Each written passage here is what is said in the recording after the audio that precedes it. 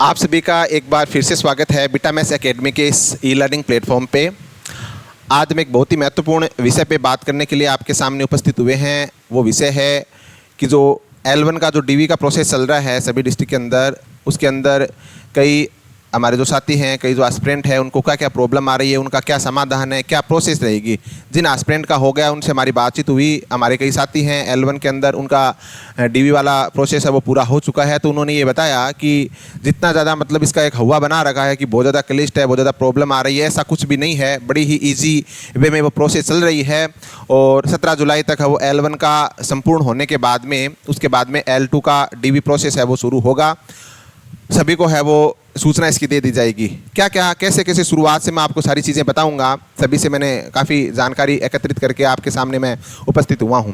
सबसे पहले तो हमारा ऑनलाइन स्क्रूटनी फॉर्म है वो 3 जुलाई तक है वो फिलअप किया गया था। अब कई बच्चों के ये सवाल थे कि सर हमारे स्क्रूटनी फॉर्म में मैंने वो रोल नंबर नहीं लिखे सही से, या कोई गलती हो गई, मोबाइल नंबर सही से नहीं लिखे, कई छोटी छोटी माइनर सी मिस्टेक थी वो हो गई है। तो अब उसका जो अटेस्टेशन फॉर्म था उस पर मैंने सील नहीं लगवाई है, या उस पर मैंने वो पद क्रमांक या वो नहीं डाला है, तो वो माइनर सी मिस्टेक है। सबसे पहले मैं आपको एक महत्वपूर्ण बात बताना चाहता हूँ।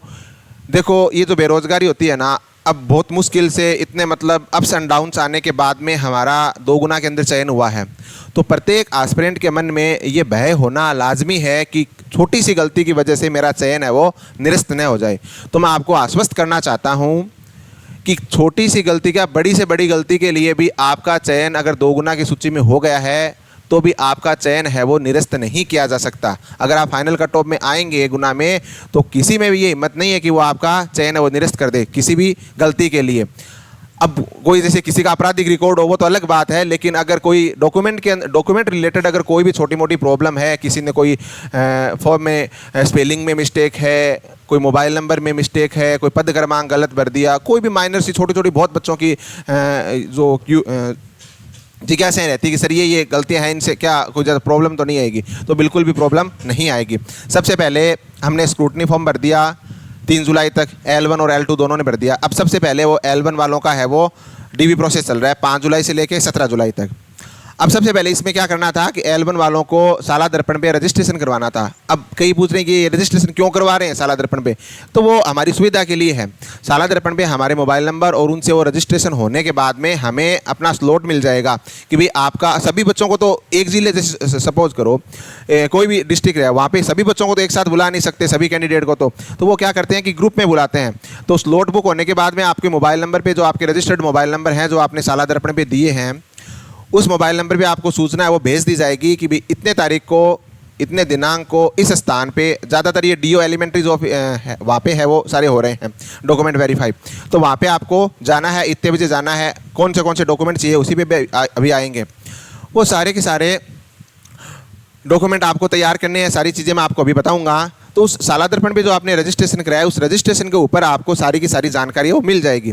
अब हमारे एक साथी हैं L1 के अंदर, उन्होंने अभी तक रजिस्ट्रेशन है वो नहीं करवाया था। रजिस्ट्रेशन कराने से पहले ही जो स्क्रूटनी फॉर्म भरा था उसमें जो मोबाइल नंबर दिए हुए थे, उन रजिस्टर्ड मोबाइल नंबर पे उनको सूचना आ गई कि भाई आपका है वो कल, जैसे उनका कल है, ठीक है, सैटरडे को उनका 8 तारीख को, 8 जुलाई को, और उनका जो डीवी वाला शेड्यूल है वो फिक्स हुआ है कि भाई 8 तारीख को आपको आके अपना डीवी करवाना है। तो साला दर्पण में रजिस्ट्रेशन करवाने से पहले भी उनके पास सूचना आ गई। क्यों? क्योंकि जो हमने स्क्रूटनी फॉर्म भरा था उस फॉर्म में अपने मोबाइल नंबर दिए थे, तो उस मोबाइल नंबर पर उन्होंने सूचना भेज दी। लेकिन फिर भी हमें अपना क्या करना है, साला दर्पण पे स्लॉट खुलने के बाद में अपना रजिस्ट्रेशन करवाना है। रजिस्ट्रेशन करवाने के बाद सारी की सारी जानकारी हमें अपने उस साला दर्पण वाले पोर्टल पे, हमें खुद को अपनी लॉगिन आईडी जो मिलेगी हमें उस पर साला दर्पण पे, उसको लॉगिन करते हुए टाइम टू टाइम चेक करते रहना है, और उस पर जानकारी जो मिलेगी उसके अकॉर्डिंग हमें जाके अपना डीवी वो करवाना है। बड़ी इजी गोइंग प्रोसेस है, कोई भी ज़्यादा मतलब इसमें घबराने की आवश्यकता नहीं है। माइनर अगर कोई डॉक्यूमेंट रिलेटेड अगर कोई प्रॉब्लम है, कोई मिस्टेक है,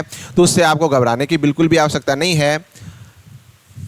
जो डॉक्यूमेंट चेक करने वाले जो अधिकारी बैठेंगे वो भी इतने समझदार होते हैं कि छोटी सी गलती की वजह से किसी भी बच्चे का सिलेक्शन है वो निरस्त नहीं किया जा सकता, ठीक है ना। नेम रिलेटेड प्रॉब्लम तो बहुत छोटी छोटी है। मतलब अभी आपने देखा होगा कि इसमें PTI भर्ती के अंदर है वो एक किसी की वो महिला साथी थी जिसका वो पेपर लीक में नाम आया था।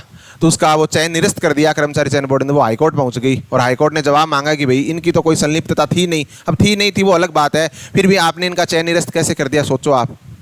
तो हमारे तो नेम रिलेटेड अगर छोटी मोटी प्रॉब्लम है तो हमें घबराने की बिल्कुल भी आवश्यकता नहीं है।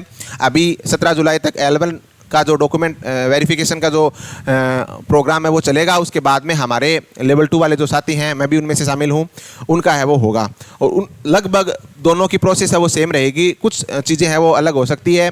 और दूसरी बात ये भी देखने को आ रही है कि अलग अलग जिलों में कुछ कुछ चीज़ें हैं वो अलग हो रही है। जैसे फॉर एग्ज़ाम्पल कई जगह वो जो डॉक्यूमेंट की जो फोटोकॉपी होती है, जैसे 10वीं की अपनी हो गई, मार्कशीट हो गई, प्रमाण पत्र हो गया, साथ में 12th की हो गई, दोनों साइड की कॉपी मांग रहे हैं। कुछ जगह केवल एक से काम चल रहा है। अब इसमें भी कई हमारे साथी है वो दोनों तरफ की करवानी है, एक तरफ की करवानी है। अरे तो महानुभाव, पहले एक तरफ की करवा ले। अब अगर वहाँ पे बोलते हैं कि दोनों तरफ की करवा तो दोनों तरफ की करवा लो, या सबसे बढ़िया क्या रहेगा, दोनों तरफ की करवा लो कॉपी। क्या लगेगा, कुछ नहीं लगेगा, दोनों तरफ की कॉपी करवा लो। कईयों की ये सवाल रहते हैं कि सर वहाँ पे वो जो फाइल है वो वहाँ पर मिलेगी जहाँ पे डीवी होगा, या फिर हमें खरीद के ले जानी है। वैसे भी है तो खुद खरीद के ले जाओ, 2 से 3 फाइल है वो 3 सेट तैयार कर लेना। वैसे हमें वहाँ पे 2 सेट चाहिए, लेकिन 1 सेट आप अपने पास है वो रख सकते हो। तो 2 से 3 सेट बना लेना। कैसे कैसे बनाने हैं, क्या क्या मतलब उनकी प्रोसेस रहेगी वो। और थोड़ा सा चिंतित होना लाजमी भी है, क्योंकि अधिकतर का पहली बार है वो डॉक्यूमेंट वेरिफिकेशन हो रहा है और बहुत एक लंबे मतलब 2018 के बाद में अब लगभग 5 साल होने को आ रहे हैं और 2 गुना में चयन हुआ है। और उम्मीद है पूरी ईश्वर से प्रार्थना है कि 1 गुना में भी उनका चयन हो जाएगा। तो डर तो लगता है, मुझे भी लगता है, सभी को लगता है। तो घबराने की जैसे वैसे मतलब कोई आवश्यकता नहीं है। कोई भी प्रॉब्लम हो तो कंट्रोल रूम बनाए गए हैं, हेल्पलाइन नंबर दिए हुए, उन पे आप पूछ सकते हो। तो कहना यही चाहता हूँ कि छोटी मोटी गलतियों के कारण आपको बिल्कुल भी घबराने की आवश्यकता नहीं है। कोई भी आपका चयन है वो निरस्त नहीं कर सकता। सबसे ज़रूरी बात, जितना मुश्किल इन सूचियों में अपना रोल नंबर या नाम आना होता है ना, उतना ही मुश्किल उनसे नाम हटाना होता है। किसी की हिम्मत नहीं होती इतनी या कि मतलब वो हमारा नाम है वो बिना किसी जेन्युइन रीज़न के या बिना किसी मेजर फैक्टर के हमारा नाम है वो निरस्त कर दे। किसी की हिम्मत नहीं है, ठीक है ना, है ना। तो फिर न्यायपालिका है, तो इसके लिए आपको बिल्कुल भी घबराने की आवश्यकता नहीं है। अब सबसे पहले पॉइंट टू पॉइंट बात करेंगे कि हमारा मतलब प्रोसेस क्या रहेगी। तो मैंने बता दिया स्क्रूटनी फॉर्म हमारा फिल हो गया 3 तारीख तक, उसके बाद में 5 से शुरू हो गया 5 तारीख से शुरू। साला दर्पण पे रजिस्ट्रेशन L1 वालों ने करवा दिया लगभग सभी ने। अब कईयों के नंबर में प्रॉब्लम एक बात सबसे इंपॉर्टेंट बात कि जो साला दर्पण पे जो करवा रहे हैं ना रजिस्ट्रेशन करवा रहे हैं, उसके लिए आपको अपने मोबाइल नंबर है ना वो एकदम से सही देने हैं। क्यों? क्योंकि इस मोबाइल नंबर पे आपको सूचना मिलेगी, ठीक है। हो सकता है बिना मोबाइल नंबर मतलब रजिस्ट्रेशन कराने से पहले भी आपको सूचना मिल जाए, अगर आपका जैसे कल ही अगर किसी का है। लेकिन फिर भी ये मतलब मानवीय भूल इतनी तो नहीं होनी चाहिए कि अगर अपना मोबाइल नंबर वहाँ पे दे रहे हो ना, तो वहाँ पे आप क्या करो, एकदम से सही से मोबाइल नंबर दो। हम रिचार्ज करवाते हैं 200 250 का 500 का रिचार्ज करवाते हैं, 2 बार चेक करते नहीं है क्या? करते हैं ना कि हाँ अरे मेरा मोबाइल नंबर एकदम से सही है, किसी दूसरे का रिचार्ज नहीं हो जाए। तो उस समय जितनी ध्यान रखते हैं ना, उतनी ध्यान वहाँ पे साला दर्पण पे रजिस्ट्रेशन कराते समय करनी है। बिल्कुल भी गलती नहीं होगी, ठीक है ना। एक तो हड़बड़ाहट में कोई काम नहीं करना है, शांति से करना है, काफ़ी टाइम मिलेगा, आराम से सब काम है वो इजीली हो जाएंगे। और अगस्त और या सितंबर फर्स्ट वीक में हम वो अच्छे अच्छे विद्यालयों के अंदर वो बच्चों को पढ़ा रहे होंगे, सुबह सुबह प्रार्थना करा रहे होंगे, ऐसी हमारी ईश्वर से प्रार्थना है। तो ये जो सीधी भर्ती के लिए वो दिशा निर्देश है आपने सभी ने पढ़ लिए होंगे। मैं थोड़ा सा आपको इसमें एक चीज़ दिखाना चाहता हूँ, वो है इसकी चेकलिस्ट। शंका समाधान है तो ये आपके रोल नंबर यहाँ पे है वो दिए हुए हैं, आप इनसे भी है वो संपर्क कर सकते हैं। दूसरी बात, अगर कोई भी कन्फ्यूज़न हो ना, तो इधर उधर से मतलब जानकारी जुटाने के बजाय जो हेल्पलाइन नंबर दिए हुए हैं ना, उनसे ऑथेंटिक जानकारी आप लेना प्रीफर करो, आपके लिए ज़्यादा बेटर रहेगा, ठीक है ना।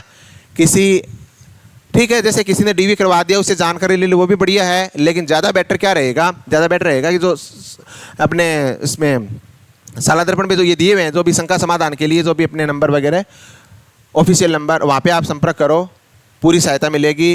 फिर आप डीवी करवाने जाओगे, वहाँ पर भी कोई प्रॉब्लम आती है तो वहाँ पर भी आप वो करोगे। कईयों के जैसे सवाल है आय प्रमाण पत्र वाला, उस पर भी बात करेंगे, चरित्र प्रमाण पत्र उस पर भी बात करेंगे, डॉक्यूमेंट में जो संलग्न संख्या होती है उस पर भी सारी डाउट है वो आपके इस वीडियो को देखने के बाद आपको डीवी रिलेटेड जो भी प्रॉब्लम है, जो भी आपके डाउट हैं, वो सारे के सारे दूर हो जाएंगे, ऐसा मेरा मानना है। पोर्टल पर पंजीकरण संबंधी समस्या, जैसे कईयों के ये समस्या थी कि भाई जो OTP है ना वो नहीं आ रहे हैं, तो उस समस्या का समाधान 1-2 दिन तो है ना ऐसे रहती है क्योंकि अपनी ये जो वेबसाइट होती है वो मतलब ज़्यादा लोड की वजह से क्रैश हो जाती है, OTP वगैरह नहीं आ पाते। मेरे जैसे कईयों के वो मोबाइल पे रिचार्ज भी नहीं होता तो वो भाग के रिचार्ज करवाते हैं, तो ऐसी भी कई प्रॉब्लम होती है। लेकिन आपको अपने चालू नंबर जिस पे रिचार्ज है और जो एकदम से एक्टिव नंबर है वो आपको देने हैं, जो अपने स्क्रूटनी फॉर्म में भी फिल किए वही देने हैं। तो इन नंबर पे भी आप वो संपर्क है वो कर सकते हैं, ऐसी कोई समस्या है नहीं। उसके बाद में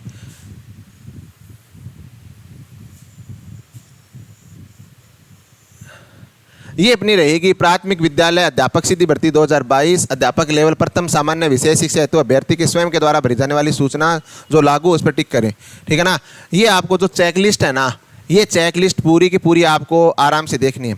एक मैं बात आपको और बताऊं, ठीक है, मतलब आजकल सोशल मीडिया है, ऑनलाइन डिजिटल प्लेटफॉर्म पे आपको सारी जानकारी मिल जाती है, लेकिन फिर भी हम पढ़े लिखे हैं, इतना टफ कंपटीशन फाइट करके इस 2 गुना की दौड़ में आए हैं, आगे फाइनल सिलेक्शन भी हमारा होगा, तो इतना हमें पता होना चाहिए कि जो भी सरकार दिशा निर्देश जारी करते हैं वो कोई हवा में तो कोई बनी बनाई बातें तो करती नहीं, सभी के क्या है PDF और डाली जाती है ऑफिशियल वेबसाइट पे। तो आप जो भी PDF भेजते हैं ना, ऑफिशियल PDF, उनको पूरे को डिटेल से एक बार आराम से 1 बार 2 बार आप पढ़ लो। लगभग 99% सारे के सारे डाउट, आप 99% डाउट आपके वहीं पे क्लियर हो जाएंगे। लेकिन करते क्या, अरे यार इतनी PDF कौन पढ़े, ठीक है ना, अरे तू फार्म भरा दियोगे यार, मैं भरा दियो, आय प्रमाण पत्र और आय प्रमाण ए फन्ना बनाना है, मतलब ऐसे पूछते हैं। अब उस बेचारे को भी नहीं पता है, वो कुछ बताएगा। इसका मैं आपको एग्जांपल बताऊं, मैं अपना आय प्रमाण पत्र मैंने अभी बनवाया था, तो मैं लेके वो बैठा था, तो एक हमारे साथी आए, तो देख ओ प्रमाण पत्र ओ कौन चल रहा है, क्यों कौन चल रहा है, ये पर 3 जगह फोटो चेपनी है, और ठीक है ना चल रहा है, तो मैं बड़े देख शाम को 3 चेप देंगे, एक और चेप देंगे, फिर अरे मैं तो मजाक करो जल्दी सी। मतलब ऐसे ऐसे बंदे आपको मिलेंगे कि मतलब कोई पता नहीं है, ठीक है ना, मैं तो इशू बनवाया, तू यार इशू बना लियो करो, क्या दिक्कत हो जाए, अरे की दिक्कत को नहीं है। बट वहाँ पे हम जाएंगे ना, तो छोटी छोटी प्रॉब्लम का वहाँ पे ऑन द स्पॉट सॉल्यूशन हो जाएगा, तो आपको बिल्कुल भी घबराने की आवश्यकता नहीं है। सबसे पहले जैसे दस्तावेज सत्यापन का जिला, तो सभी को अपना होम डिस्ट्रिक्ट है वो अलॉट हुआ है, वहीं पे होगा, वो अपना हो जाएगा। अभ्यर्थी के रोल नंबर, आप यहाँ पे रोल नंबर भर दोगे। क्षेत्र अनुसूचित गैर नॉन TSP TSP वो हम कर देंगे, कोई दिक्कत नहीं है। आवेदन क्रमांक, अब आवेदन क्रमांक जो एप्लीकेशन ID नंबर है ना, स्क्रूटनी फॉर्म में भी दिया हुआ है, वहाँ पे तो ऑटोफिल आ रहा था, हमने प्रिंट निकाला तब। और आवेदन एप्लीकेशन ID जो हमारा रीट मेंस एग्जाम के लिए हमने आवेदन पत्र भरवाया था, उस आवेदन पत्र पर भी आपको एप्लीकेशन ID मिल जाएंगे। अभ्यर्थी का नाम हो जाएगा, माता का नाम हो जाएगा, जेंडर हो जाएगा, 12th परीक्षा का माध्यम रिटर्न हो जाएगा, स्नातक परीक्षा का माध्यम ये हो जाएगा। अब यहाँ पर इधर देखें, अब जो जो अपने लागू होंगे ना उस पर हम टिक कर देंगे। अध्यापक लेवल प्रथम सामान्य विशेष शिक्षा होने पर MR VI, ठीक है ना, HI श्रेणी जो लागू हो उस पर टिक कर दें, ठीक है ना। तो हम क्या कर देंगे, यहाँ पे सामान्य कर देंगे, कोई विशेष शिक्षा के हमारे साथी होंगे वहाँ पे विशेष शिक्षा पे वो कर देंगे। आधार क्रमांक यहाँ पे भरना है, आधार क्रमांक भर देंगे, पिता का नाम भर देंगे, जन्म तिथि भर देंगे। अब कईयों की होती है कि आधार कार्ड में मान नाम में स्पेस को नहीं दिक्कत हो सकेगी, की दिक्कत को नहीं हो, ठीक है ना। वो वहाँ पे OTR करवाया था ना, 1 टाइम रजिस्ट्रेशन, उसमें ग्रेड 2 के फॉर्म फिलअप होने से पहले, उस समय ये दिक्कत आई थी, तो उस समय लगभग करेक्शन करवा लिया होगा सभी ने, फिर भी नहीं है, जैसे किसी का नाम, पिताजी का नाम उसमें स्पेस है, आधार कार्ड में नहीं है, मार्कशीट में है, कोई दिक्कत नहीं होगी, ठीक है ना। ऐसा तो है नहीं कि मार्कशीट में नाम अलग और उसमें पूरा ही नाम अलग है, तो ऐसी तो समस्या है नहीं। अगर हो भी तो भी उसका भी समाधान है, मतलब किसी भी ऐसी नाम वगैरह की समस्या के कारण आपको भर्ती प्रक्रिया से निरस्त बाहर वो नहीं किया जा सकता।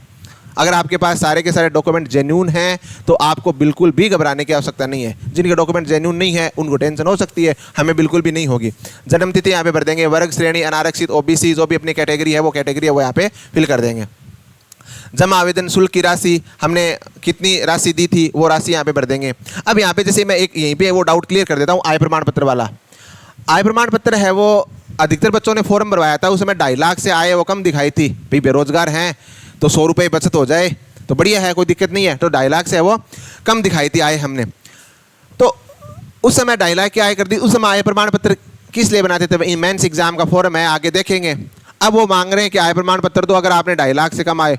अब आय प्रमाण पत्र कब का मांग रहे हैं, 19/1/23 से पहले का मांग रहे हैं। अब उस समय किसी का नहीं बनाया हुआ, तो कई क्या कर रहे हैं, बैक डेट में, मतलब उन नोटेरी वालों को 400 500 रुपए दे के, हमारे एक साथी ने मतलब वो वहाँ पे उसका कल था, DV कल उसका हो गया, तो आय प्रमाण पत्र उसने मांग लिया कि भाई 19/1 से पहले का लेके आओ।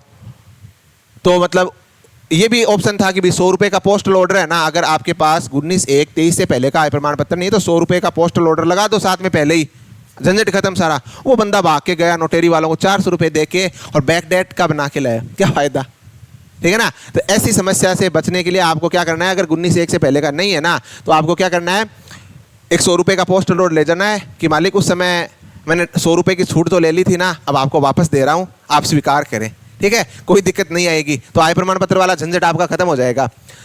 फिर इंग्लिश, हिंदी, अदर ये मीडियम आपका हो जाएगा, ठीक है। अब आइए अपनी पूरी की पूरी चेकलिस्ट आ गई यहाँ पे, ये भाग प्रथम है चेकलिस्ट का, ठीक है। अब यहाँ पे क्रम संख्या है और यहाँ पे दस्तावेज प्रमाण पत्र है, अभ्यर्थी के उपयोगार्थ, ये सत्यापन दल के उपयोगार्थ।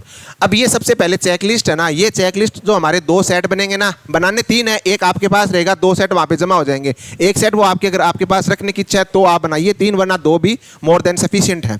उसके बाद में चेकलिस्ट सबसे पहले लगेगी, वो भी मैं आगे आपको बताऊंगा पूरा। पहले मैं आपको चेकलिस्ट बता देता हूँ। चेकलिस्ट के अंदर जो स्व घोषणा पत्र वो भी सारे आपको हमारे टेलीग्राम लिंक पे है, वो आपको उपलब्ध करवा दिए जाएंगे। सबसे पहले ऑनलाइन आवेदन की प्रति। ऑनलाइन आवेदन कौन सा, जो हमने रीट मेंस का एग्ज़ाम भरा था। अब मेरे जैसे कईयों का वो गुम गया तो वो SSO ID पे पड़ा है, दोबारा प्रिंट निकाल लेना, डोंट वरी। वो ऑनलाइन आवेदन की प्रति हो गई। संलग्न संख्या, संलग्न संख्या यहाँ पे क्या हो जाएगा, अब उसमें जितनी ज़्यादा संख्या है ना उस फॉर्म में 1 है 2 है वो यहाँ पे आपको लिखनी है, संलग्न संख्या। उसके बाद में संलग्न स्व प्रमाणित हाँ या नहीं, तो आपको स्व प्रमाणित करना है, हाँ कर देना है यहाँ पे, ठीक है।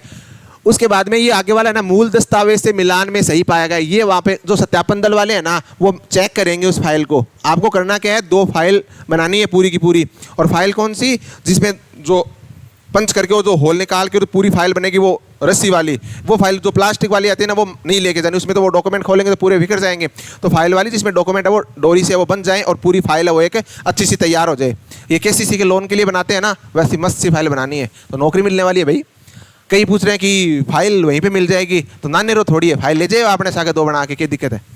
उसके बाद में वो प्रमाणित ये हो जाएगा और मूल दस्तावेज से वो मिलान कर लेगा कि हाँ है, यदि नहीं तो मूल दस्तावेज वो ऑनलाइन आवेदन में भरी गई सूचना में अंतर होने और अन्य का विवरण वो यहाँ पे दे देगा। ये अपना हेडेक नहीं है, और हमारे तो सारे डॉक्यूमेंट सही होंगे तो हमें यहाँ पे कोई दिक्कत नहीं है, वो यहाँ पे अपना हस्ताक्षर कर देगा। विस्तृत आवेदन। अब ये विस्तृत आवेदन कौन सा है, ये विस्तृत आवेदन है अपना जो हमने स्क्रूटनी फॉर्म भर रहा था ना, भरे थे ना हमने, वो है। तो कई इसका नाम क्या ले रहे थे, स्टेपनी फार्म, ठीक है ना। तो ये अपना स्क्रूटनी फॉर्म जो हमने भरा था, जिसमें वो अटेस्टेशन फॉर्म, स्व प्रमाणित फोटोकॉपी, ओरिजिनल डॉक्यूमेंट, पहले वाले में ओरिजिनल आएंगे या लास्ट वाले में वो मतलब 5-7 दिन जो चली थी ना एकदम से भयंकर मतलब मारामारी, वो ये वाला फॉर्म है, ठीक है ना। तो विस्तृत आवेदन पत्र है वो हो जाएगा 2 नंबर पे। सबसे पहले चेकलिस्ट जो फाइल बनाएंगे ना उसका मैं आपको प्रोफॉर्मा बता रहा हूँ। सबसे पहले चेकलिस्ट, 2 चेकलिस्ट या 3 निकाल लेना अगर एक सेट आपको अपने पास रखना तो, वरना 2 बहुत है। सबसे पहले चेकलिस्ट हो जाएगी, उसके बाद में नीचे ऑनलाइन आवेदन हो जाएगा, उसके बाद में विस्तृत आवेदन हो जाएगा, उसके बाद में अपनी आधार कार्ड की प्रति, स्व प्रमाणित माध्यमिक परीक्षा की अंक तालिका एवं प्रमाण पत्र की प्रति। अब कईयों के क्या है कि जैसे मेरी मार्कशीट है ना वो मतलब उसमें प्रमाण पत्र और जो मार्कशीट है ना वो साथ में ही है। कईयों की क्या थी, पहले तो मार्कशीट अलग आती थी और प्रमाण पत्र है वो अलग आता था, तो उनको वो एक साथ है वो लगाना है कॉपी करके, ठीक है। तो यहाँ पे संलग्न संख्या है ना एक साथ में ही भरी जाएगी, इनकी जैसे 2 हो जाएंगे ना तो ये भर जाएगा। अब कईयों की है कि सर यहाँ पे 1, 2, 3 वो भरना है या जो संलग्न संख्या भरनी है, तो भाई इसमें भी है ना कोई आपको घबराने की जरूरत नहीं है, आपकी मर्जी है इसमें, है ना। या तो इसमें भरना मत, एक बार वहाँ पे ना जो DV वो करेंगे ना उनसे पूछ लेना कि सर यहाँ पे कैसे करना है, तो आप तुरंत वहाँ पे भर दोगे। या आप वहाँ पे जो संलग्न संख्या क्या होती है, जैसे यहाँ पे इसमें ऑनलाइन आवेदन की प्रति में 2 पेज है तो आपने 2 कर दिए, ठीक है। यहाँ पे जैसे विस्तृत आवेदन की प्रति में 4 पेज है तो आपने 4 कर दिए, इस तरीके से, वरना आप सीक्वेंस में कर दो, ठीक है ना। तो इसमें भी कोई बहुत बड़ी क्रांति होने वाली नहीं है। और मैंने तो यहाँ वो भर दिया, मैंने खुद ने है ना जो स्क्रूटनी फॉर्म भरा था ना उसमें संलग्न संख्या में 1, 2, 3, 4, 5, 6, 7 भर दिया था मैंने। क्या वो ई-मित्र वाले ने भर दिए थे, मुझे भी नहीं पता था। बाद में किसी ने बताया कि मानो भाव वहाँ पे ना ऐसे नहीं भरना था, जैसे एक डॉक्यूमेंट की 1 कॉपी लगाई है ना तो वहाँ पे 1, ग्रेजुएशन से 3 मार्कशीट हो गई ना तो वहाँ पे संलग्न संख्या में क्या करना था, 3 करना था। तो मैंने कहा ठीक है कर दिया। उसकी वजह से जो अपना भर्ती प्रक्रिया से तो मैं निरस्त कर नहीं सकते, फिर क्या टेंशन है, ठीक है ना। तो ये माइनर सी है तो इसमें आपको ज़्यादा मतलब घबराने की आवश्यकता नहीं है। फिर उच्च माध्यमिक सीनियर सेकेंडरी के अंक तालिका प्रमाण पत्र वो लग जाएगा। स्व प्रमाणित सभी को करनी है, यहाँ पे हाँ कर देंगे हम, ठीक है। यहाँ पे स्व प्रमाणित हाँ कर देंगे, आगे बाकी का काम वो करते जाएंगे। फिर यहाँ पे उच्च माध्यमिक परीक्षा के पूर्णांक, प्राप्तांक, प्रतिशत। 12वीं की मार्कशीट है, उसमें आपके कितने मार्क्स हैं, कितने परसेंटेज है, वो सब कुछ आपको यहाँ पे लिखने हैं। संलग्न संख्या में वही आ जाएगा जितने आप पहले आपने लगाया था ना, 1 तो 1 हो जाएगा इसमें। 2 किसी की कॉपी थी, प्रमाण पत्र अलग है, मार्कशीट अलग है, तो वो हो जाएगा। उसके बाद में फिर भी आपका कोई डाउट हो तो नो टेंशन, आपको कमेंट सेक्शन में लिख के बता देना है, पूछ लेना है क्या प्रॉब्लम। अब देखो, स्नातक समकक्ष परीक्षा के समस्त वर्षों सेमेस्टर की अंक तालिका और उपाधि की प्रति। अब एक बात ये मैं आपको बता रहा हूँ L1 के लिए, लेकिन L2 के लिए भी सेम टू सेम प्रोसेस रहने वाली है, ठीक है ना। L1 और L2 के लिए डॉक्यूमेंट जो वेरिफिकेशन की प्रोसेस है वो लगभग डिट्टो सेम टू सेम रहने वाली है, तो आप इसी तरीके से अपना लेवल 2 वाला कर लोगे, ठीक है। तो यहाँ पे ये हो जाएगा स्नातक की मार्कशीट, जैसे 3 हो गई तो अपनी 3 लगा देंगे, ठीक है। और यहाँ पे स्व प्रमाणित कर ही देंगे। उसके बाद में पूर्णांक कितने का था, जैसे 1800 का था, उसमें से कितने प्राप्तांक आए, कितने प्रतिशत बने, वो हो जाएगा। उसके बाद में अध्यापक लेवल प्रथम सामान्य शिक्षा के लिए पद के लिए DLED, BLED, अब जो DLED या BLED किए हुए थे L1 वाले वो हो जाएंगे, और अपने लिए यहाँ पे क्या हो जाएगा, B.Ed वाला हो जाएगा लेवल 2 के लिए। फिर राजस्थान अध्यापक पात्रता परीक्षा उत्तीर्ण लेवल प्रथम लेवल द्वितीय दोनों स्तर में, तो कई कैंडिडेट हैं जिन्होंने STC कर रखा है या DLED कर रखा है, उनका लेवल 1, और जिन्होंने बाद में B.Ed भी कर ली, दोनों में हो रहा है तो दोनों कर देंगे। अगर एक है तो यहाँ पे हम क्या कर देंगे, एक कर देंगे। फिर राजस्थान अध्यापक पात्रता परीक्षा लेवल प्रथम के प्राप्तांक, अब आपके L1 वालों के प्राप्तांक कितने हैं और प्रतिशत है वो कितने हैं, वो सारी चीज़ें वो इसमें हो जाएगी। उसके बाद में सामान्य शिक्षा के लिए पद के लिए प्रवेश तिथि आपको कॉलेज से मिल जाएगी, ठीक है। जैसे हमने भी बाद में है वो B.Ed कॉलेज से वो जाके लेके आए थे, वो एक अपना परफॉर्मा होता है, उसमें वो लिख के देते भाई इसकी प्रवेश दिनांक की, ये आपको जरूरी है, ये तो चाहिएगी, ठीक है ना। फिर अध्यापक लेवल प्रथम विशेष शिक्षा के लिए वो हो जाएगा, अध्यापक लेवल प्रथम विशेष पद के लिए DLED विशेष शिक्षा वो हो जाएगा। मतलब अब एक है ना, जो चीज़ आपको नहीं बताया ना वहाँ पे आप छोड़ देना, गलत नहीं करना है, और वहाँ पे जाके देख लेना। तो कितना टाइम लगेगा, जो भी सूचना भरनी है आप भर दोगे। विशेष शिक्षा के लिए वो विशेष मूल निवास प्रमाण पत्र की, अब 17 नंबर कॉलम है, वो क्या करना है आपको, अपनी मूल निवास की प्रमाणित प्रति है वो लगानी है। तो एक डिजिटल होना चाहिए, सभी के पास डिजिटल है। अनुसूचित क्षेत्र में सद्भावी निवासी होने का सक्षम प्राधिकार द्वारा जारी नवीनतम विशेष मूल निवास प्रमाण पत्र केवल TSP के लिए है, हमारे लिए नहीं है। नॉन TSP वालों के लिए यहाँ पे कोई करने की आवश्यकता नहीं है। उसके बाद में आर्थिक रूप से कमज़ोर वर्ग के EWS वालों के लिए वो सर्टिफिकेट चाहिए, तो EWS वाले वहाँ पे अपना लगा देंगे, ठीक है। जाति प्रमाण पत्र अन्य पिछड़ा वर्ग, अति पिछड़ा वर्ग, अनुसूचित जाति, अनुसूचित जनजाति, शहरी आदिम जाति, उनके लिए। अब सबसे महत्वपूर्ण बात आती है इसमें है ना, EWS और जाति प्रमाण पत्र का मैं बता देता हूँ आपको। पर बहुत सारी चीज़ें हैं, लेकिन मैं जो मेन है जहाँ पे आपके लिए डाउट आ सकता है, क्रिएट हो सकता है, प्रॉब्लम आ सकती है, वहीं पर बात करेंगे। जाति प्रमाण पत्र 19/1/23 से पहले का मांग रहे हैं, उस समय का है, सभी के पास है लगभग, ठीक है ना। तो आपको क्या करना है, अब वो 6 महीने का पुराना हो गया तो आपको एक शपथ पत्र लगाना है, शपथ पत्र का प्रोफॉर्मा भी मैं आपको दूंगा। और इससे पहले स्क्रूटनी फॉर्म हमने भरा था ना, तो वहाँ पर भी मांग रहे थे, तो वहाँ पर भी एक शपथ पत्र था, वो नॉर्मल सा निकाल के नोटेरी करवा के और अपने स्व प्रमाणित करके और उसके साथ लगा दिया, चल जाएगा। अब कईयों ने क्या, मैंने भी नया बना लिया, पुराना वाला भी है, नया भी बना लिया, तो दोनों ही साथ में ले जाएंगे, ठीक है ना। मैं किसी पुरानी दो वो पुरानी ले लो, नैडो चाहिए नैडो ले लो, शपथ पत्र लगा रहे के हिसाब से आगे, ठीक है ना। तो ये इसमें कोई दिक्कत वाला, ये थोड़ा सा आप देख लेना। जाति प्रमाण पत्र वाला लगभग 19/1/23 से पहले का है, नहीं है नया बनाया है, तो भी उसका एक परफॉर्मा है, उस परफॉर्मे को आप क्या करोगे, फिलअप करके नोटेरी करवा के और साथ में लगा देना कि भाई मैं जो भर्ती प्रक्रिया हुई थी, एग्जाम फॉर्म फिलअप किए थे, उससे पहले भी मैं इस कैटेगरी के लिए योग्य था। आरक्षित वर्ग के अभ्यर्थियों के पास आवेदन की अंतिम तिथि के पश्चात का जाति प्रमाण पत्र होने पर कार्मिक विभाग द्वारा परिपत्र 17/10 के अनुसार है शपथ पत्र। अब ये 17/10 का एक परिपत्र है, परफॉर्मा आपको मिल जाएगा। वो परफॉर्मा है ना, निकाल के टेलीग्राम पे भी मिल जाएगा आपको, उसको क्या करना है, अटेस्टेड करना है और साथ में लगाना है, ठीक है। 17/10 का जैसे मैंने यहाँ पे लगाया था ना, वो मैंने दूसरा लगा दिया था स्क्रूटनी फॉर्म में, लेकिन अब जो DV के टाइम जाएंगे ना, तो 17/10 वाला निकाल के नया लेटेस्ट और वो करके और कर देंगे, कोई दिक्कत नहीं है, ठीक है।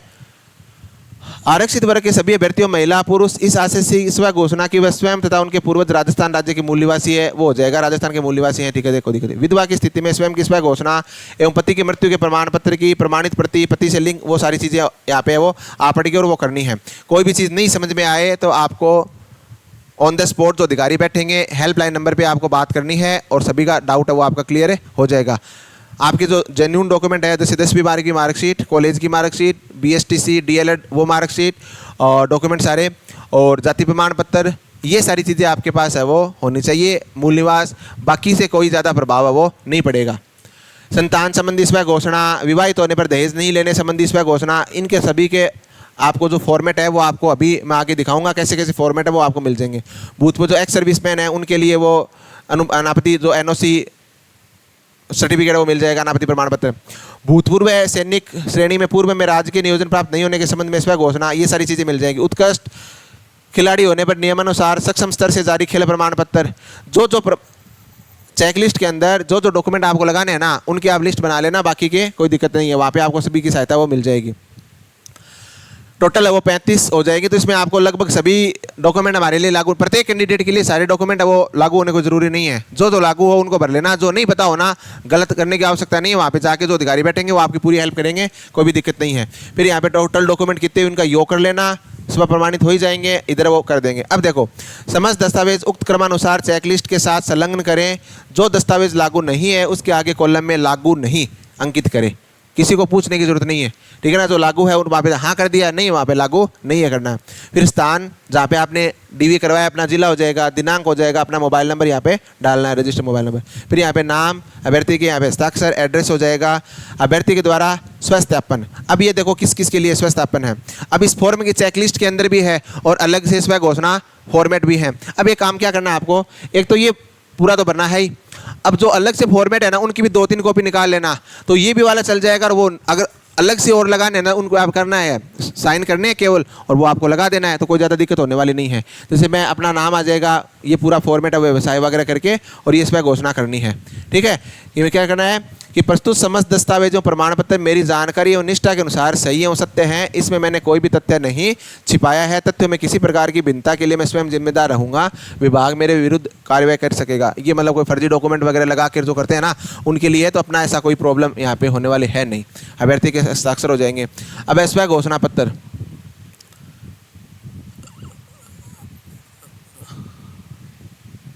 अब देखो ये आप पूरा पढ़ लेना। इसमें नॉर्मल स्व घोषणा है, एक तो जो DOC वाली वो है, एक दहेज वाली मिलेगी, एक राजस्थान का मूल निवासी वाली मिलेगी, सारी की सारी इसके अंदर है। आप इनको पूरे को देख के अपने विषय के अनुसार, सामान्य है, विशेष शिक्षा है, MR है, वो करके भरना है, ये सभी चीज़ें आपको पता है।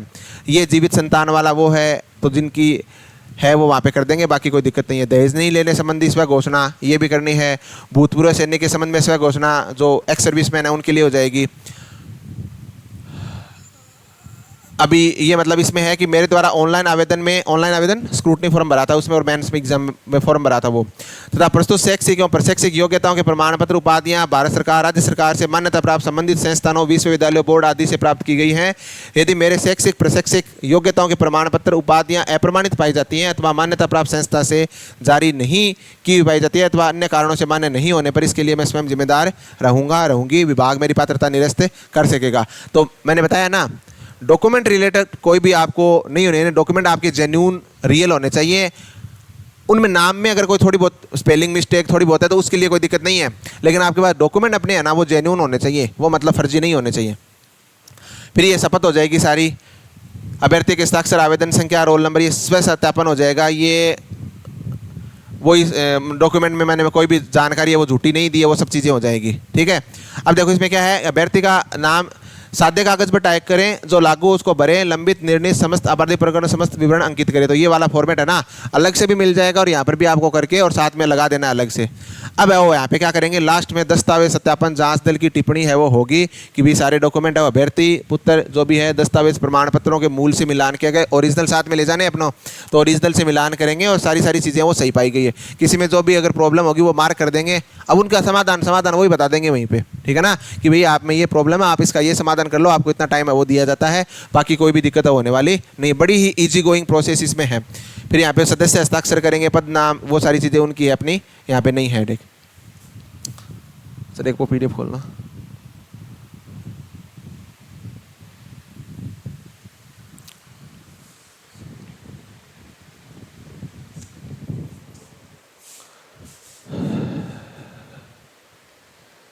कौन सी, ये ना।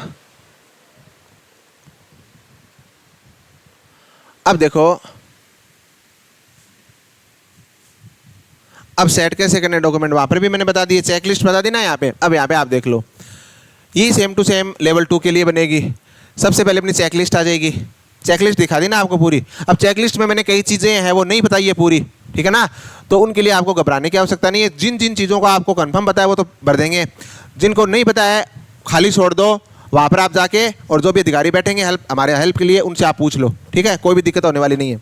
चेकलिस्ट हो गई। ऑनलाइन आवेदन की प्रति 3rd ग्रेड वाली जो हमने भरा था ना, ऑनलाइन आवेदन रीट मेंस का, तो एक में तो लगेगी ओरिजिनल कॉपी, और सेट करने 2 तैयार, तो दूसरे में क्या कर देंगे, कॉपी करवा लेंगे, लगा देंगे बस। विस्तृत आवेदन पत्र, ये स्क्रूटनी फॉर्म वाला हो गया, ठीक है ना, स्टेपनी फॉर्म अपना, ये वाला विस्तृत आवेदन भर देंगे यहाँ पे, वो लगा देंगे 3 नंबर पे। फिर अपना क्या आ जाएगा, आधार कार्ड। आधार कार्ड के बाद में क्या आ जाएगी, 10th की मार्कशीट। फिर अपनी क्या हो जाएगी, 10th प्रमाण पत्र, अगर मार्कशीट के साथ है तो, वरना वही। अब देखो संलग्न संख्या में है ना, अब वहाँ पे क्या करेंगे, 1 2 3 4 वो भरेंगे, वो थोड़ा सा सही नहीं है। पहले भी बता दिया, अगर किसी ने भर दिया तो कोई दिक्कत नहीं है। वहाँ पे करना क्या है, जिस डॉक्यूमेंट से 2 कॉपी है वहाँ पे संलग्न संख्या 2, किसी में 4 कॉपी है 4, है ना, इस तरीके से भरना है। तो यहाँ पे क्या, चेकलिस्ट, ऑनलाइन आवेदन की प्रति, विस्तृत आवेदन, आधार कार्ड, 10th मार्कशीट, 10th प्रमाण पत्र, अगर मार्कशीट के साथ है तो सिर्फ मार्कशीट लगानी है। 12th मार्कशीट, यही बात यहाँ पर आ गई। BSTC first year BSTC first year हो जाएगी और सेकेंड ईयर की मार्कशीट हो जाएगी दोनों की। और यहाँ पे लेवल 2 वालों के लिए भी यही जानकारी है, सेम टू सेम। यहाँ पे हमारी क्या हो जाएगी, बीएड की मार्कशीट लग जाएगी, कोई दिक्कत नहीं है। फिर रीट प्रमाण पत्र जो अभी मिला है हमें, ठीक है ना, प्रमाण पत्र जो आया था ना हमारा एग्जाम से पहले, प्रमाण पत्र जो पात्रता दिया था, प्री पास किया था वो वाला, और 2021 वाला मत लगाना, कईयों ने संभाल के रखा है, जो रद्द हुई थी, मैंने भी संभाल के रखा है, ठीक है। बुरी यादें हैं भाई, यादों को भूलना भी नहीं चाहिए। रीट प्रमाण पत्र फिर है वो बीएसटीसी एडमिशन स्लिप है वो हो जाएगी, तो अपने यहाँ पे बीएड एडमिशन स्लिप हो जाएगी, ये सभी के पास है। बड़ा ही ईजी वे में आपका पूरा डीबी प्रोसेस हो जाएगा, तो घबराने की बिल्कुल भी आवश्यकता नहीं है। मूल निवास हो जाएगा, उसके बाद में जाति प्रमाण पत्र। अब ये डॉक्यूमेंट जैसे चेकलिस्ट में दिए हुए हैं ना, उस तरीके से सीक्वेंस में आपको सेट करने हैं, ठीक है ना, ताकि क्योंकि जो चेक करेंगे ना, जो ऑफिसर बैठेंगे वहाँ पे डीबी के लिए, उनको क्या सहूलियत रहेगी और सारे डॉक्यूमेंट जो चेकिंग है वो पूरी सी इजीली है वो हो जाएगी सिस्टमेटिक तरीके से। स्व घोषणा पत्र मूल निवास के संबंध में, अब वहाँ पर भी हमने देखो चेकलिस्ट के अंदर आए थे ना, तो वहाँ उनको अलग निकाल लो, या मैं आपको अलग फॉर्मेट दूंगा, वही फॉर्मेट अलग से पन्नों पे, तो आप वो निकाल लेना, साथ में कॉपी कर लेना 3 4, तो जो जो मांगे ना वो लगा देना साथ में। स्व घोषणा पत्र संतान संबंधी, स्व घोषणा पत्र दहेज नहीं लेने संबंधी, स्व घोषणा पत्र आपराधिक रिकॉर्ड। देखो ये 16 17 18 19 और 20 नंबर, ये सारी की सारी हमने 16 से लेके 20 तक अभी जो मैंने चेकलिस्ट दिखाई थी उसमें आई थी ना, वही है यहाँ पे, ठीक है ना। तो उनको वहाँ से निकाल के और लास्ट में जैसे सीक्वेंस में भरेंगे ना, जाति प्रमाण पत्र के बाद में इस तरीके से सीक्वेंस में लगा देंगे, है ना, इजी, कोई दिक्कत नहीं है। फिर शैक्षिक योग्यताओं के संबंध में हो जाएगा अंतिम कॉलेज का चरित्र प्रमाण पत्र। अब देखो एक बात बताऊँ आपको, अंतिम कॉलेज का चरित्र प्रमाण पत्र मिलेगा सभी को, सभी के पास है, वही डिसाइड करेंगे हमारा करेक्टर कैसा है, भले ही उनका कैसा भी हो, लेकिन हमारा करेक्टर वो अंतिम कॉलेज वाले डिसाइड करेंगे। एक तो ये बनाना है, 2 गेजेटेड ऑफिसर के भी ये बता रहे हैं कि भाई 2 चरित्र प्रमाण पत्र और चाहिए, तो 2 गेजेटेड ऑफिसर की जो फॉर्मेट है ना, गांव में अपने स्कूल है ना, वहाँ पे ले जाओ, गुरुदी और चरित्र प्रमाण पत्र अटेस्टेड करके दो, नौकरी लगना रही है, ठीक है ना, कोई भी कर देगा, कोई भी, मतलब अपने स्कूल में जो अपने जानकार हो या नहीं हो, अपने गांव का स्कूल है, वहाँ पे जो गेजेटेड ऑफिसर है, फर्स्ट ग्रेड लेक्चरर है या तो प्रिंसिपल सर हैं, उनके पास जाओ कि सर मेरा डीवी के लिए मुझे 2 चरित्र प्रमाण पत्र चाहिए, वो आपको अटेस्टेड करके दे देंगे, कोई भी दिक्कत नहीं आएगी, ठीक है ना, कोई भी मना नहीं करेगा। वो 2 और बनाना है कि कॉलेज और बनाना है, अरे तो 2 और बना लेने, बड़े चाहिए सी जना मिल जी सी काम में ले ले, नहीं तो पड़े रहे सी तेरा, बढ़िया 2 लोग और करेक्टर सर्टिफाई कर दियो आपनो, ठीक है, हो जाएगा चरित्र प्रमाण पत्र यहाँ पे। उसके बाद में हम कहते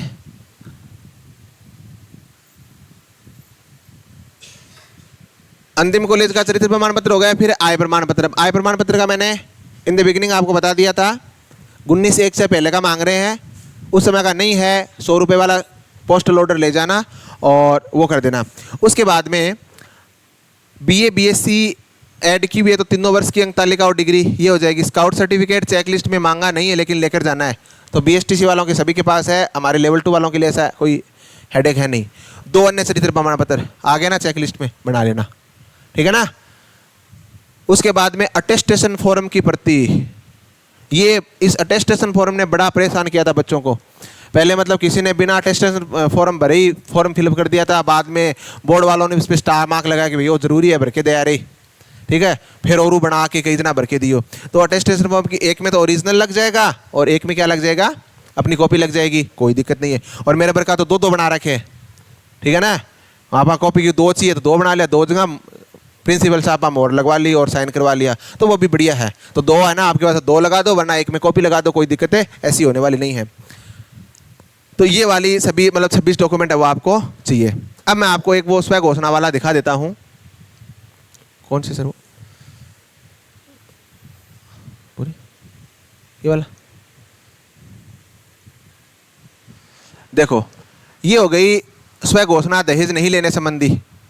ये है ना सेम टू सेम वहाँ पे हमने देखी थी ना उसमें चेकलिस्ट में, वो वाला फॉर्मेट ही है। यहाँ पे करना क्या है, इसमें मेरा नाम, पुत्र, जो भी पुत्री, निवासी राजस्थान, शपथपूर्वक बयान करती हूँ राजस्थान प्राथमिक विद्यालय अध्यापक सीधी भर्ती 2022, उच्च प्राथमिक विद्यालय अध्यापक भर्ती 2 अंतर्गत जारी विज्ञप्ति संख्या 12/2022, दिनांक 16/12 विज्ञप्ति संख्या लिख देंगे, यहाँ पे लिखी हुई है ऑलरेडी। दिनांक 16/12 के तहत गैर अनुसूचित में अध्यापक लेवल द्वितीय विषय, अब ये तो द्वितीय वालों के लिए, और वहाँ पे लेवल फर्स्ट हो जाएगा। वहाँ पे विषय, जो भी विषय के आप टीचर बनोगे, सामान्य शिक्षा के पद पर विभाग द्वारा दिनांक, अब कितनी तारीख को दस्तावेज सत्यापन के लिए जांच हेतु जारी शॉर्ट लिस्टेड अभ्यर्थियों की सूची में मेरा नाम सम्मिलित है। मैं ये इस पर घोषणा करती हूँ कि ये है कि मैं बाद में पूरा वापस अविवाहित हूँ, वर्तमान में भविष्य में विवाह के मेरे द्वारा न तो दहेज की मांग की जाएगी और न ही दहेज लिया जाएगा, ठीक है। दहेज को लेना है, नौकरी लागे बाद में सरकार खड़ो ही देसी, सरकार का जमाई बन जाए फिर क्या नहीं दहेज चाहिए। फिर यहाँ पे स्थान, दिनांक, अभ्यर्थी के हस्ताक्षर, नाम, आवेदन संख्या और रोल नंबर, ठीक है ना। तो ये सभी के फॉर्मेट हमारे टेलीग्राम लिंक पे है, वो चैनल पे है, वो डाल दिए जाएंगे वहाँ पे सारी चीज़ें, और वहाँ पे आप वो अपनी अपनी जानकारी अनुसार सारी चीज़ें भर के वो कर लेना। ये अगर आप नहीं करो तो चेकलिस्ट आपने निकलवाई है ना, उस चेकलिस्ट के अंदर है वो जो फॉर्मेट दिया है उसको निकाल के और वो कर सकते हो, तो कोई दिक्कत नहीं है, ठीक है। तो सर ये PDF बंद कर दो, ठीक है। इस तरीके से आपको सभी स्वयं घोषणा है वो करनी है। एक और सर PDF थी ना वो निकालना। अब एक जो मैं सबसे अंतिम महत्वपूर्ण एक बात बताना चाहता हूँ वो ध्यान से सुनिए। ये एक शपथ पत्र है। ये किस लिए है, ये है कि जिन हमारे साथियों का स्क्रूटनी फॉरम में अगर कोई मिस्टेक हो गई थी नाम के अंदर या कोई भी टाइप की मिस्टेक हो गई थी, उसके बाबत है कि भाई आवेदन में नाम अलग आ गया, ठीक है ना, स्क्रूटनी फॉर्म में, और यहाँ पे डॉक्यूमेंट में अलग नाम है, तो उसके लिए एक शपथ पत्र है। ये भरतपुर का है, मैं आपको दिखाऊंगा। मैं यहाँ पे अपना नाम आ जाएगा, पुत्र पुत्री श्री निवासी, शपथपूर्वक बयान करता हूँ कि मेरा प्राथमिकी तो हो जाएगा। उसके बाद में दिनांक की कितनी तारीख को आपको बुलाया गया है DV के लिए वो यहाँ पे आ जाएगा। दस्तावेज सत्यापन, पात्रता जांच हेतु जारी शॉर्ट लिस्टेड अभ्यर्थियों की सूची में मेरा नाम सम्मिलित है। मैं ये बयान करता हूँ या करती हूँ कि मैं किसी भी प्रकार का धूम्रपान नहीं करता हूँ, वो तो हमने कर दिया। मेरी सेकेंडरी की अंक तालिका में मेरा नाम, पिता का नाम, जन्मतिथि, जैसे किसी भी प्रॉब्लम है, जैसे जो आपका नाम है ना जन्म, उसमें सेकेंडरी की परीक्षा में जो 10वीं की मार्कशीट में नाम है वो हो जाएगा। जबकि सहवन आवेदन में जो भी मतलब आपने फॉर्म में गलत भर दिया था ई मित्र वाले ने, ठीक है ना, तो वो यहाँ पे कर देना। अतः सेकेंडरी अंक तालिका के अनुसार ही क्या किया जाए, सही माना जाए। ये आप एक को करवाना है अगर किसी को हो तो, वरना कोई दिक्कत नहीं है। तो इसकी में आप करना क्या, आपको इसका एक प्रिंट आउट निकाल लेना है आपको, ठीक है ना, या वहाँ पे भी मिल जाएगा, और एक प्रिंट आउट निकाल लेना। तो अगर कोई कमी हो ना तो इसमें आपको भर के और नीचे आपको क्या करना है, अपने साइन करने हैं। सभी को नहीं करना है, जिनके किसी फॉर्म में प्रॉब्लम हो गई थी, नाम वगैरह में, डेट ऑफ बर्थ में और में, ठीक है ना, वो सारी चीज़ें। और बाद में नीचे क्या करना है, देखो ये भरतपुर का है, ठीक है, अभ्यर्थी के हस्ताक्षर, आवेदन संख्या, ये करना है। अगर किसी के डॉक्यूमेंट में ऐसी प्रॉब्लम हो गई हो तो, वरना कोई भी आवश्यकता इसकी नहीं है। अब मैं अपनी बात को यहाँ पर विराम देते हुए अंतिम बात आपको बोलना चाहता हूँ। साला दर्पण पे रजिस्ट्रेशन कराते समय अपना ईमेल आईडी, मोबाइल नंबर सही से देवें, क्योंकि वहाँ पे आपको पूरी डिटेल मिलेगी। अगर वहाँ पे आपने मोबाइल नंबर गलत दे दिया, अगर आपने समय से चेक नहीं किया, ऐसा होगा नहीं बिल्कुल भी। सारे वो लगे हुए हैं कि कब मतलब मेरा DV शेड्यूल आए, कब मुझे जाके कब डॉक्यूमेंट चेक करवाने, तो सारे अलर्ट मोड में हैं, तो ऐसी दिक्कत है नहीं। लेकिन फिर भी आपको अपने मोबाइल नंबर वो सभी को है वो क्या देने हैं, एकदम से सही से देने हैं, सही से फिलअप करने हैं, ताकि आपको सारी सूचना है वो मिल जाए। कोई भी प्रॉब्लम हो अन्य किसी व्यक्ति को पूछने के बजाय आप वो सबसे पहले आपकी प्रायोरिटी क्या रहेगी, जो नंबर दिए हुए हैं, ऑफिशियल नंबर दिए हुए हैं, उन नंबर पे संपर्क करेंगे और वहाँ पे आपको जानकारी मिल जाएगी। अगर वहाँ पे कोई प्रॉब्लम आती है तो आप वो कमेंट सेक्शन में अपनी जो भी डाउट है वो आप लिख देना, हम आपकी पूरी सहायता करने के लिए तैयार हैं। ठीक है, तो नॉर्मल सी ईजी सी प्रोसेस है, नौकरी का मामला है, डरना स्वाभाविक है, डर लगना भी ज़रूरी है, एकदम से लापरवाह भी नहीं होना है, लेकिन इतना भी मतलब बहुत ज़्यादा भी घबराना नहीं है कि उस घबराहट के कारण गलती है वो हो जाए। कई बार क्या होता है, ज़्यादा प्रिकॉशंस रखने के कारण है वो प्रॉब्लम क्रिएट होती है। मैं मेरा जो करवाने गया था, स्क्रूटनी फॉर्म फिलअप करवाने गया था, उस समय मतलब कोई कैंडिडेट मतलब उनके पसीने छूटे हुए थे, मैं मेरा सही से भरना। अरे तो इतना भी मतलब कुछ नहीं है, अगर छोटी मोटी गलती हो भी जाती है तो मतलब कोई भी बाहर नहीं करने वाला है। ठीक है, जैसे मैंने वो संलग्न संख्या वाला एग्जाम्पल आपको दिया, ऐसी चीज़ें। तो बिंदास होकर आप फार्म भरिए और जल्दी ही आपको विद्यालयों में नियुक्तियाँ मिलने वाली है, तो एक बहुत अच्छी जीवन की शुरुआत होने वाली है। सभी को अलर्ट मोड पे रहना है, अच्छे से कामों में लगे रहना है।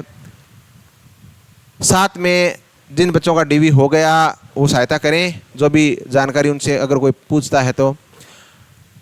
डीवी होने के बाद में जैसे जिनका डीवी हो गया उनको काफ़ी टाइम मिलेगा, जैसे L1 वालों का 17 जुलाई को हो गया, उसके बाद में पूरा अगस्त पड़ा है, अगस्त लास्ट तक बोल रहे हैं स्कूलों के अंदर नियुक्ति देने के लिए, तो अगस्त लास्ट तक आपके बस 1 महीना है। फिर लेवल 2 वालों का 17 जुलाई के बाद में होगा। तो डीवी के लिए आपको जो डॉक्यूमेंट बता दिए वो डॉक्यूमेंट तैयार कर लिए, उसके बाद में अपनी तैयारी है ना, जैसे हमारा सेकंड ग्रेड का जो जीके वाला पेपर है वो रद्द हो चुका है, तो उसकी तैयारी में लगे हुए हैं। कई हमारे जो साथी वो फर्स्ट ग्रेड की तैयारी में लगे हुए हैं, तो तैयारी है ना वो कंटिन्यू करनी है। जिन भाई बहनों का, जिन हमारे साथियों का 2 गुना सूची में नहीं हुआ है, उनको भी निराश होने की आवश्यकता नहीं है। नई रीट की वैकेंसी भी आने वाली है और संस्कृत शिक्षा विभाग के अंदर भी है वो नई अध्यापक भर्ती आने वाली है, उसकी प्रिपरेशन अभी से तैयारी करनी है। ठीक है ना, बीतता ही बिसार दे, आगे की सुधी ले, जो बीत गया उसको भूल जाओ। जिनका 2 गुना में चयन नहीं हुआ उनका बोल रहा हूँ। ठीक है, और डॉक्यूमेंट वेरिफिकेशन जिनका 2 गुना की सूची में हो गया, भले ही उनके 2 गुना की कट ऑफ से 3 या 4 नंबर भी ज़्यादा हो, फिर भी डॉक्यूमेंट वेरीफाई आपको करवाने हैं। कहीं ऐसा नहीं हो कि बाद में पछताना पड़े कि मैं भी डॉक्यूमेंट वेरीफाई कर लेता, क्या पता मेरा वेटिंग में या नाम बाद में आ जाता। तो डॉक्यूमेंट वेरीफाई आपको करवाने हैं, चाहे आपके 3 नंबर ज़्यादा हो या 4 नंबर ज़्यादा हो, जिन भी भाई बहनों का 2 गुना की सूची में चयन हुआ है। ठीक है, तो आज के लिए बस इतना ही, और बाकी आपकी कोई भी जिज्ञासा हो तो आप कमेंट सेक्शन में डाल देना, जहाँ तक संभव होगा हम आपकी सहायता करने की पूरी कोशिश करेंगे। इसी के साथ जय हिंद, जय भारत।